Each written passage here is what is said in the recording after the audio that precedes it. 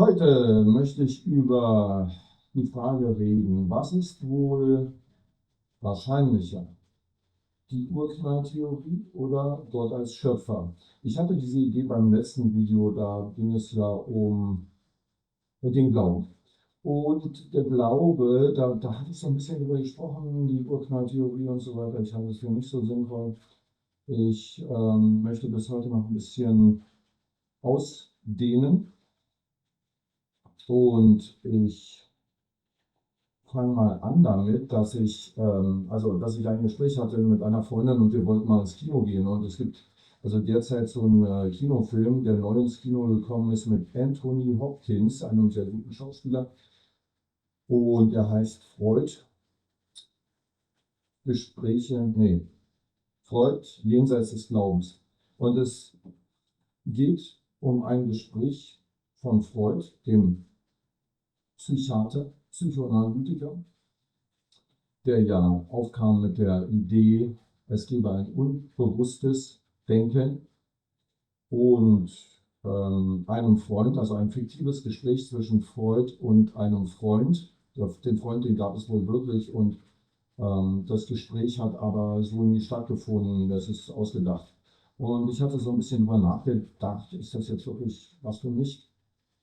Denn ich bin ja auch ähm, also beeindruckt gewesen von Freud und seinen Entdeckungen und überhaupt darüber nachzudenken, war für mich eine Weile eine ganz faszinierende Sache. Aber möchte ich denn wirklich die Ideen eines Drehbuchschreibers aus Hollywood über einen Dialog über Gott erfahren? Oder möchte ich mir nicht lieber vielleicht Verrückt nach Mary zum 5. Mal ansehen oder so? Ähm, ich habe Ich habe zu der Freundin gesagt, also aus meiner Sicht wäre es interessanter, Freuds wirkliche Meinung zu dem Thema zu erfahren. Es wäre für mich nicht so spannend, einen Scriptschreiber sozusagen, dessen Meinung über Gott zu erfahren. Zumal, ich hatte ja seinerzeit über Freud auch nachgedacht und seine Theorie. Und hier steht ja, der Titel sei Freud jenseits des Glaubens. Und ich würde sagen, dass mich das Nachdenken über das Unbewusste eher dahin gebracht hat, eher an Gott zu glauben, als an die untrügliche Logik des Menschen. Ähm, also beispielsweise hielt ich es für in seiner Zeit,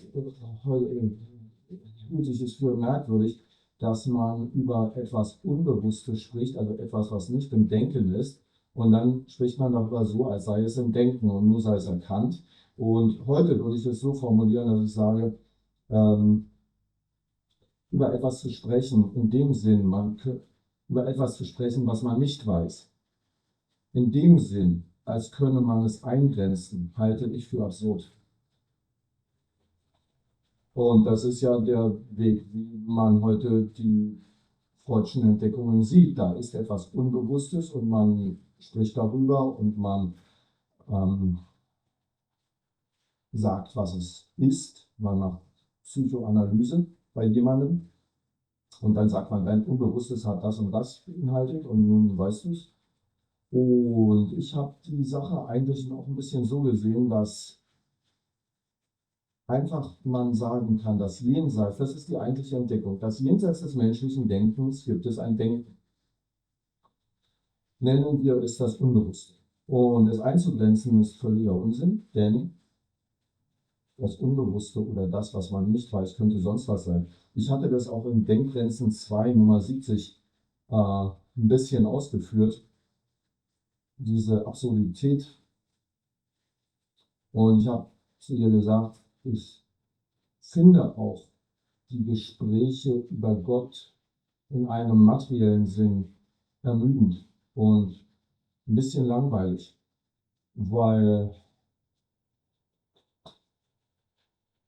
Gott eben nicht in diesem materialistischen Sinn erkennbar ist. Und, Gott entsteht aus Glauben. Punkt. Und nun zu fragen, wie Wie können wir uns Gott erklären, indem wir ihn herleiten aus irgendwelchen rationalen Überlegungen, noch dazu materialistischen rationalen Überlegungen, halte ich für völlig überflüssig, weil es nicht funktioniert. Darüber haben sich ja auch wirklich hohe Geister Gedanken gemacht und es hat immer nicht funktioniert und so weiter. Ich hatte den Spiritualismus, meine Philosophie, ja auch mal so gedacht, dass ich dachte, Philosophie ist nützlich. Es ist nicht, also heute ist ja Philosophie so ein bisschen synonym mit, es sei überflüssig. Es ist ähm, ein nutzloses Hin und Her von Worten oder so. Ne? So benutzt man das Wort Philosophie. Ach komm, philosophieren waren anders, jetzt machen wir mal hier das Richtige und so. Also Spiritualismus, ich dachte mir seinerzeit, Philosophie als Weisheitslehre, Philosophie heißt ja Liebe zur Weisheit, ähm, muss doch irgendwas nutzen. Das kann doch nicht sein, dass sich die klügsten Leute darüber Gedanken machen. Und, und dann war es ja, glaube ich, so, dass also zum Beispiel dieses Genie Schopenhauer, der wurde ja noch gehänselt in seiner Heimatstadt und man hielt ihn für eine Art Trottel wahrscheinlich. Er hatte das Buch geschrieben, Die Welt als Wille und Vorstellung. Und das ist die menschliche, die göttliche Komödie irgendwie, dass quasi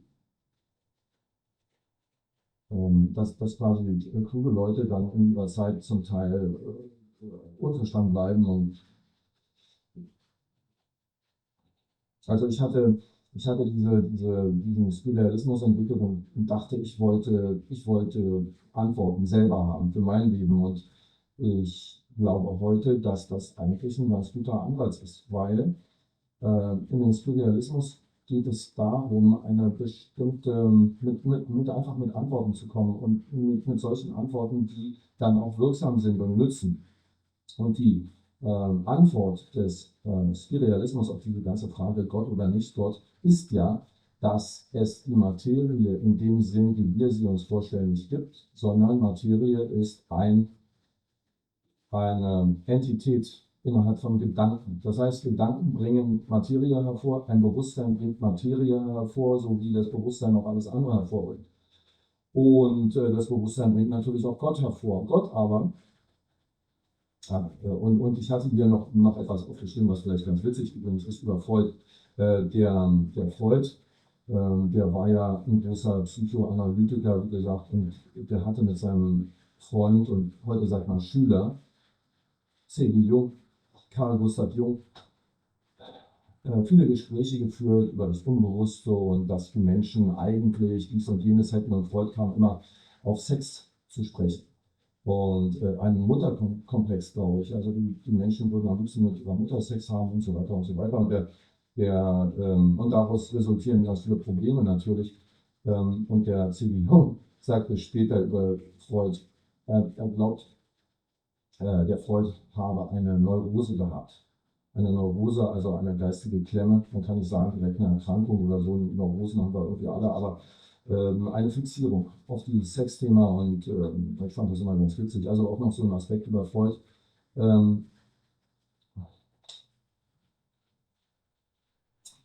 Und die Antwort des Spiritualismus als praktische Philosophie ist eben, dass der Glaube erschafft. Und der Glaube als strukturierte Information, das Universum ist ein Bewusstsein, es besteht aus Gedanken, Schrägstrich aus Informationen.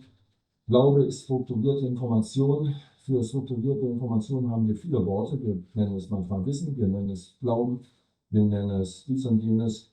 Die materialistische Sichtweise mit ihrer Materie in einem Außen, die Materie können nur eine bestimmte Form haben und so weiter, macht es uns heute schwer, den Glauben als etwas Erschaffenes ernst zu nehmen. Und dabei nenne ich den Materialismus selbst eine Art Glauben. Er glaubt eben an ein Vorhandensein von dieser Materie. Und dieser Glaube wird natürlich heute erschüttert durch verschiedene Vorgänge, die wir in der Gesellschaft selber wahrnehmen.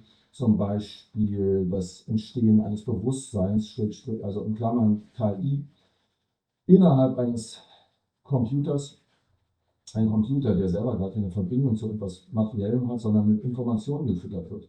Nun wird mancher vielleicht jetzt wieder die Denkgrenze haben, ja, aber der Computer ist ja aus Materie und so weiter, aber wie gesagt, ob man den Computer nun sich so vorstellt oder ob man sagt, es wird durch eine Ebene geschaffen, auf die wir keinen Zugriff haben, diese Denkgrenze würde ich jetzt versuchen zu überwinden für denjenigen, der das argumentieren möchte, und würde dahin kommen wollen, dass man sagt, die Information, um die geht es. In unserer Zeit wird es einfach zunehmend klarer und klarer.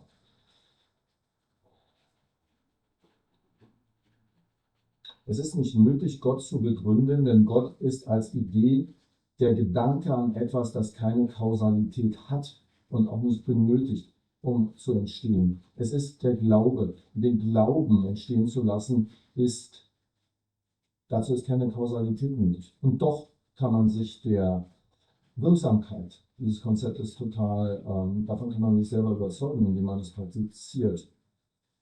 Es ist die Idee an ein höheres, uns verschlossenes Denken, an einer Ebene, sage ich immer, die das Bewusstsein hervorbringt, die also das hervorbringt, was wir dann zum Beispiel als die materialistische Welt sehen, die Welt voller Materie, die Welt voller dieser ganzen Dinge, den Mikrofon, den Computer, der Kamera, euch. Und es kann also jede Art von Gedanke eintreten. Und warum nun und wie dieses Höhere zustande kommt, dies ergründen zu wollen, ist ein zutiefst materialistischer Gedanke. Weil der Materialismus, aber nicht des Realismus, davon ausgeht, dass die Welt offen vor uns liegt und wir können die Informationen aus dieser von uns getrennten Welt abrufen. Im Materialismus gibt es ja auch immer die Idee, der Mensch sei als höchste Lebensform dazu geschaffen, in sich einen Geist zu tragen, der das kann und überall sonst sei kein Bewusstsein anzutreffen. Während ich immer sage, das Bewusstsein ist überall, es erschafft all dies und auch uns. Und da ist von einer göttlichen Sichtweise des Menschen auf die Dinge keine Rede. Das Interessante ist ja, dass Gott im Materialismus ersetzt wird durch den Menschen als selbstgöttlich. Er hat den Blick, den ansonsten ja nur Gott hätte, auf etwas Insgesamtes, auf etwas Gesamtes, während es im Spiritualismus tatsächlich so ist, dass der Mensch selber als Puzzleteil oder als Mosaikteilchen eines riesigen Mosaiks die Wirklichkeit erschafft. Und er hat keinen Blick auf das Gesamte, aber er hat einen Blick auf die Funktionalität des Geistes, der in ihm ist, der die Dinge hervorbringt und dann sich im menschlichen Bewusstsein, und da rede ich von dem Bewusstsein insgesamt, zusammensetzt wie ein Mosaik aus vielen kleinen verschiedenen Teilchen, und insgesamt sieht es aus, als sei es dann eins für den Menschen. Ein Universum, nicht viele Universen. Ja, ich habe hier noch 2, 3 Punkte aufgeschrieben. Ich meine, also das wäre jetzt sozusagen einfach der Glaube erschafft. Es werde Licht bedeutet für mich, es muss eine Information geben, es muss einen Datenpunkt geben, und dieser Datenpunkt muss bezogen sein auf andere. Und es fängt an mit einem Datenpunkt, sagen wir mal. Und es wäre Licht für mich. Oder am Anfang war das Wort, eine Vorstellung. Und diese Vorstellung teilt sich und wird zu immer mehr Vorstellungen, zu einem Hineingehen in ein Universum, nannte ich das, nicht ein Entdecken eines Universums, sondern das Hineingehen in ein Universum, das Erschaffen von Informationen, nicht das Abrufen von Informationen, das Erschaffen von Informationen. Das Hineingehen in ein Universum, eine Sache, die das Universum immer spezifischer werden lässt, immer konkreter, und was es dann also schwierig macht, aus diesem Universum auch wieder umzukehren in eine ganz andere Denkrichtung. Zum Beispiel den Spiritualismus. Ich hatte hier noch aufgeschrieben, also verschiedene Gedanken, die gegen die Urknalltheorie sprechen. Ich hatte erst im vorigen Video, ich hatte gesagt, die Urknalltheorie erscheint mir ein bisschen unwahrscheinlich. Die Urknalltheorie geht 15 Milliarden Jahre zurück. Es könnte auch sein, dass es jetzt 20 Milliarden Jahre sind, aber das scheint noch nicht so richtig zu sein. Und sie sagt quasi, dass die Materie, von der ja alles ausgeht, kausalmäßig im Materialismus. Und für die Materie selber gibt es keine Begründung, aber natürlich muss ein her, sonst würde das ja so, als wenn das Universum irgendwie in den Seilen ginge und niemand könne sagen, woher kommt die Materie eigentlich, was ja in der Tat auch so ist. Man kann es im Materialismus nicht sagen. Im Spiritualismus wäre es der Glaube. Im Materialismus muss es natürlich alles gut begründet werden und da muss ein Knall her oder sonst was. Und den hat man also jetzt. Vor 15 Milliarden Jahren gab es also so einen Knall, der war lautlos natürlich, weil es keinen Raum gab, keine Materie, die also den Schall hätte transportieren können und so. Und da kam es alles ins Entstehen. Raum, Zeit, Materie. Und also ein Aspekt ist davon natürlich, dass es im Prinzip genau das sich gleich anhört wie Israel ist. Also mehr braucht man eigentlich. Und das Ganze hin und her scheint mir überflüssig zu sein.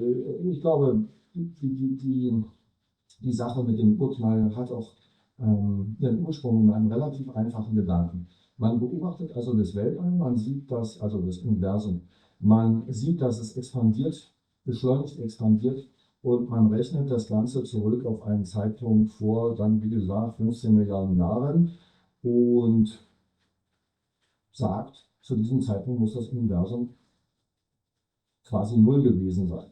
Das ist alles. Und das Absurde daran ist eigentlich, dass der Mensch, der sich ja so klug dünkt und 15 Milliarden Jahre zurückrechnet, ein Zeitraum, der keinerlei Vorstellungen haben kann, im Prinzip nicht mal sagen kann, was nächste Woche für ein Wetter wird. Oder sagen wir mal in einem Monat. Das weiß er nicht. Aber 15 Milliarden Jahre zurück, das kann man einfach rechnen. Ja, das geht auch. Man kann schön rechnen. Das stimmt. Der Mensch, jetzt nochmal eine andere Sache, der Mensch, der also die Ökonomie hervorruft, indem man jeden Tag arbeitet, er verdient Geld, es gibt eine Regierung, die nimmt Geld ein und dann gibt es wieder aus und so weiter. Aber wie der Mensch, der das alles hervorruft, dies auch steuern kann, das hat er irgendwie noch nicht begriffen, denn der nächste Finanzmeltdown steht bereits in der Pipeline und es gibt viele Theorien über die Ökonomie und so weiter, aber irgendwie wirken sie nicht so richtig. Da hat er also irgendwas noch nicht verstanden, der Mensch, würde ich sagen. Oder nächstes Beispiel, der Mensch ist ja immer der Leidende unter dem Krieg. Aber wenn man den Krieg abstellen kann, das hat er irgendwie noch nicht begriffen. Ja, er bringt ihn selbst hervor und dann leidet er darunter und das alles ist wie ein göttliches Werk. Da hat keinen Einfluss drauf scheinbar, weil er scheinbar diesen Punkt noch nicht verstanden hat, würde ich sagen. Und dem steht, wie gesagt, der spiritualistische Gedanke gegenüber, dass der Glaube erschafft. Das ist natürlich zugleich auch ein Gedanke, den jede Religion hat. Und ich will die Religion hier auf keinen Fall diskreditieren. Ich will nur sagen, dass aus meiner Sicht der Spiritualismus eine, wenn man so will, intellektuelle Weise ist, sich diesen Dingen zu nähern und da auch etwas zu begreifen. Und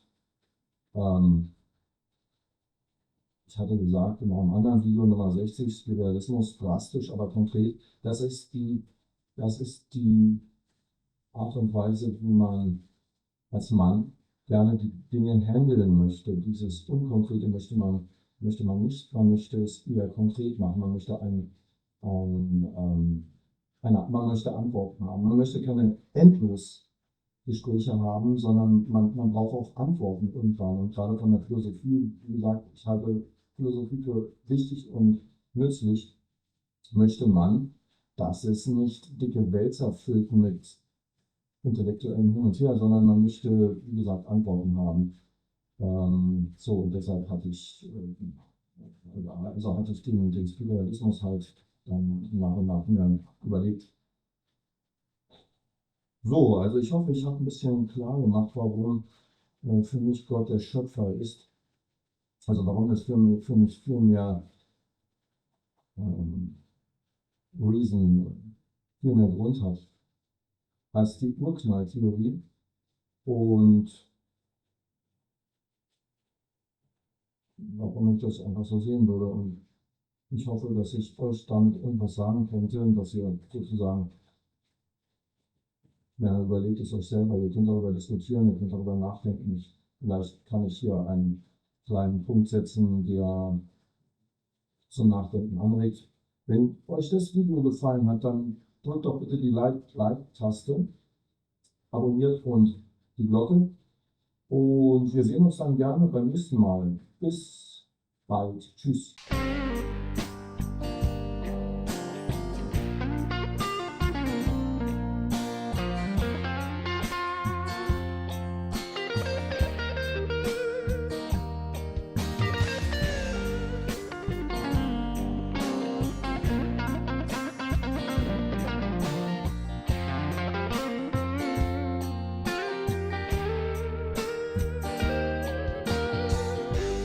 I can take your anger, baby. I can hold your pain. In a night full of thunder and sideways rain.